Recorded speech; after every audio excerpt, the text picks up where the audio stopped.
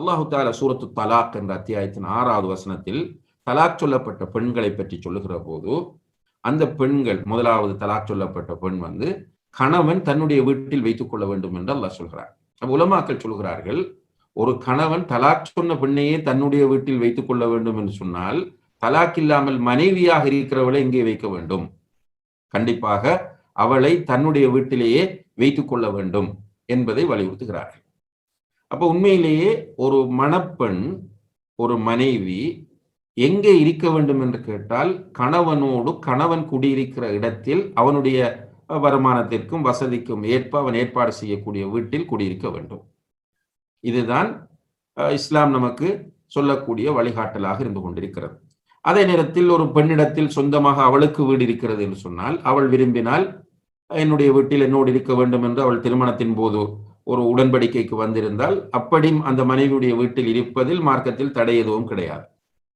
ஒரு மனைவிக்கு அவளுடைய தந்தை கொடுத்த கிஃப்டான ஒரு வீடு இருக்கிறது என்று சொன்னால், அந்த வீட்டில் தன்னுடைய கணவன் இருக்க வேண்டும் என்று அவள் திருமண பேச்சின் போது அழைக்கிறாள், நிபந்தனை இடுகிறாள், அல்லது திருமணத்திற்கு பிறகு அவள் கூப்பிடுகிறாள், என்னுடைய வீட்டில் வந்து இருங்கள் என்று.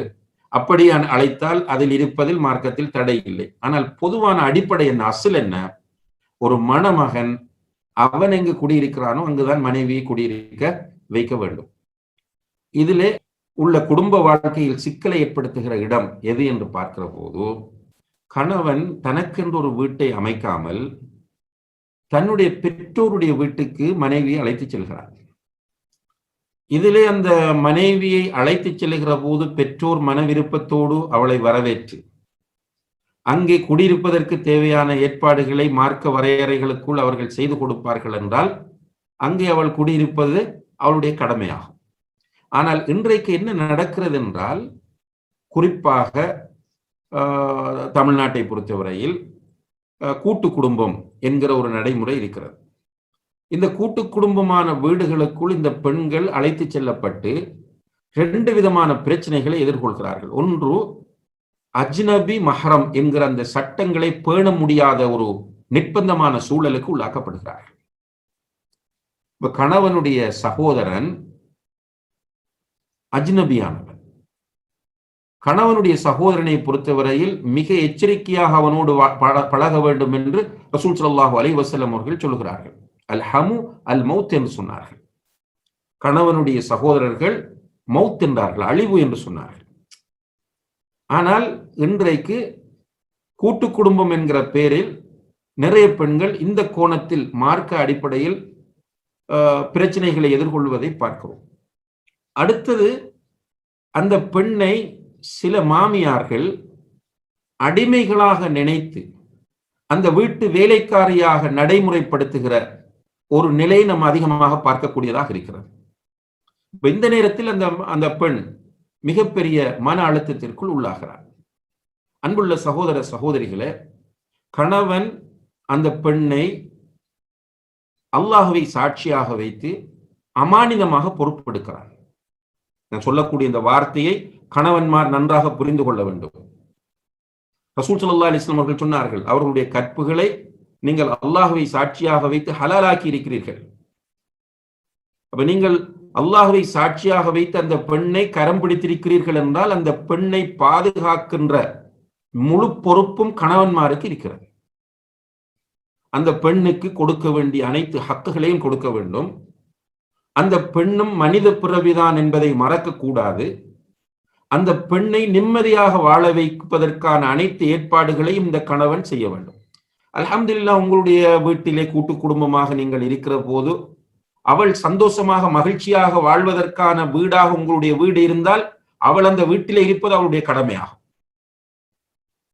ஆனால் உங்களுடைய வீடு அந்த பெண்ணை மனோரீதியிலும் உடலியல் ரீதியாகவும் மார்க்க ரீதியிலும் டோர்ச்சர் பண்ணக்கூடிய ஒரு சூழலாக இருக்குமாக இருந்தால் அந்த பெண்ணை நீங்கள் மதிக்க வேண்டும். அந்த பெண்ணுக்கு கொடுக்க வேண்டிய ஹக்கை சரியாக கொடுக்க வேண்டும். இன்றைக்கு நிறைய கணவன்மார் அந்த பெண் அவ்வாறான ஒரு சூழ்நிலையில் மாட்டிக்கொண்டு தவிக்கிற போது சமாளித்துக் கொண்டு போ, சமாளித்துக் கொண்டு போ, சமாளித்துக் கொண்டு போ என்று சொல்லி அந்த பெண்ணை டோர்ச்சர் செய்கிறார்களே தவிர அல்லாஹ்விடத்தில் நான் பதில் சொல்ல வேண்டும் என்ற அந்த பயத்தை மனதில் இருந்து எடுத்து விட்டார்கள். அப்படியான சூழலில் நீங்கள் ஒரு ஒரு ஒரு ரூமாக இருந்தால் கூட தனியாக அந்த பெண்ணுக்கு ஏற்பாடு செய்து கொடுப்பது என்பது உங்களுடைய கடமையாகும். உண்மையிலே ஒரு பெண்ணை பொறுத்தவரையில் அவள் தன்னுடைய கணவனுக்கு நன்றி கடன் பட்டவளாக இருக்கிறாள். கணவனுக்கு அவள் செய்ய வேண்டிய கடமைகளை எல்லாம் சரியாக செய்ய வேண்டும். எந்த அளவுக்கு என்றால் ரசூல் ஸல்லல்லாஹு அலைஹி வஸல்லம் அவர்கள் சொன்னார்கள், லவ் குன்து ஆமுரு அஹதன் அன் யஸ்ஜுத லி அஹதின் லஅமர்துல் மர்அத அன் தஸ்ஜுத லி ஜௌஜிஹா.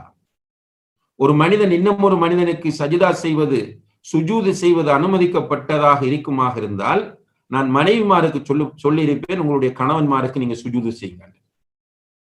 அந்த அளவுக்கு கணவனுக்கு கட்டுப்படுவதை இஸ்லாம் வலியுறுத்துகிறது.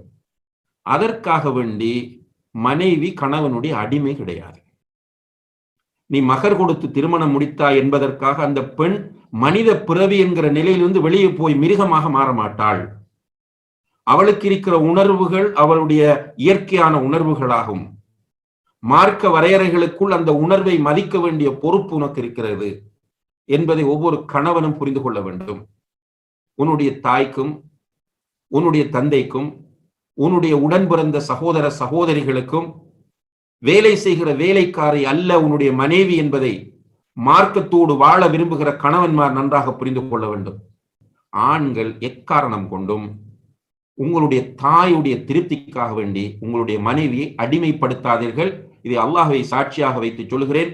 நிறைய பெண்கள் இரத்த கண்ணீர் வடித்துக் கொண்டிருக்கிறார்கள். நீங்கள் செய்யக்கூடிய இந்த கொடுமைகளால் உங்களுடைய பெற்றோருக்கு பக்குவமாக புரிய வையுங்கள்.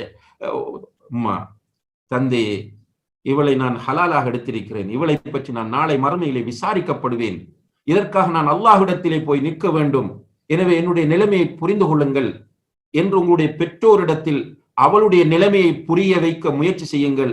மாறாக இவளை போட்டு என்னுடைய பெற்றோரை நீ திருப்திப்படுத்தினால் தான் நான் உன்னை கவனிப்பேன், இல்லை என்றால் உன்னை தலாக் சொல்லி விடுவேன் என்று டோர்ச்சர் செய்யாதீர்கள்.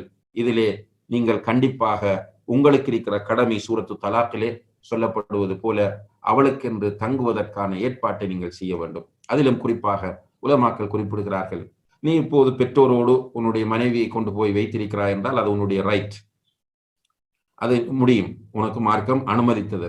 ஆனால் அந்த வீட்டில் அந்த பெண்ணுக்குரிய உரிமைகள் கிடைக்க வேண்டும்.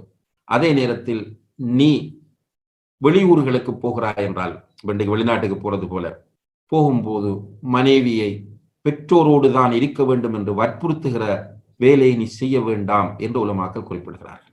இன்றைக்கு சில கணவன்மார் என்ன செய்யறாங்க என்றால், அவர் போயிடுவார் வெளிநாட்டுக்கு, மனைவியிட்ட சொல்லுவார், நீ என்னுடைய பெற்றோரோடு தான் இருக்க வேண்டும், அவர்களுக்கு நீ பணிவிடை செய்ய வேண்டும், இல்லை என்றால் உன்னை தலாக் சொல்லி விடுவேன். இந்த தலாக் தலாக் என்று மிரட்டியே ஹராம் செய்யக்கூடிய நிறைய கணவன்மாரை பார்க்கிறோம்.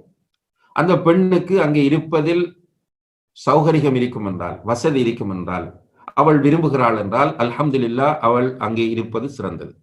ஆனால் ஒரு பெண் தன்னுடைய கணவன் அங்கே இல்லாமல் மாமியார் மாமனாருக்கும் கணவனுடைய சகோதர சகோதரிகளுக்கும் பணிவிடை செய்வதற்காக வேண்டி கணவனுடைய வீட்டில், அதாவது கணவனுடைய பெற்றோருடைய வீட்டிலே இருக்க வேண்டும் என்ற அவசியம் கிடையாது என்பதை உலமாக்கள் குறிப்பிடுகிறார்கள்.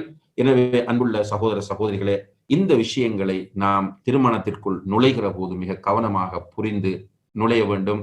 சுருக்கமாக சொல்வதாக இருந்தால், திருமண வாழ்வு என்பது மகிழ்ச்சியோடு வாழ்வதற்கான ஒரு மிக முக்கியமான இடமாகும். அந்த மகிழ்ச்சியை பெறுவதற்கு கணவன் மனைவி தேர்வில் மார்க்கத்தை முற்படுத்துவது போல திருமணத்தில் ஏற்படுகிற செலவுகளை இஸ்லாமிய வரையறைகளுக்குள் கொண்டு வந்து அல்லாஹும் அல்லாஹுடைய தூதரும் அனுமதித்த செலவுகளை மாத்திரமே செய்ய வேண்டும். அதை தாண்டி செலவுகள் செய்கிற போது குடும்பம் நெருக்கடியாக மாறிவிடும். அல்லாஹு தஆலா அந்த நிலையிலிருந்து நம் அனைவரையும் பாதுகாப்பானாக. வஆஹிரு தஅவானா அனில் ஹம்துலில்லாஹி ரப்பில் ஆலமீன். வஸ்ஸலாமு அலைக்கும் வரஹ்மத்துல்லாஹி